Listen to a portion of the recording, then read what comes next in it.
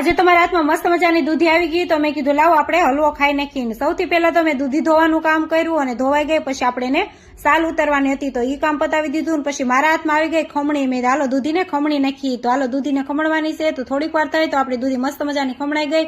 પછી આપણે ગેસ ઉપર લોહી મૂકી દીધું ને હવે આપણે નાખવાનું છે ઘી. તો મેં 2 ચમચી ઘી નાખી દીધું. પછી આપણે દૂધી ખમણાઈ છે તેમાંથી બધું પાણી કાઢી નાખવાનું. થોડું ઘી ગરમ થાય એટલે એમાં નાખી દેવાનું. પછી મિક્સ કરવાનું અને પછી થોડીક વાર આપણે થાળી ઢાંકીને એને બફાવા દેવાની છે. ત્યાં સુધીમાં આપણે કાજુ બદામનું કટિંગ કરી નાખીને પછી થોડીક વાર બફાવા દીધી. જો મસ્ત મજાનું બફાઈ ગયું છે આપણે દૂધી. પછી આપણે એમાં નાખી દેવાનું છે થોડુંક દૂધ નાખીને પછી ખાંડ નાખવાની છે અને પછી નાખી દેવાના છે કાજુ બદામ જે આપણે કટિંગ કરીને રાખ્યા હતા તે.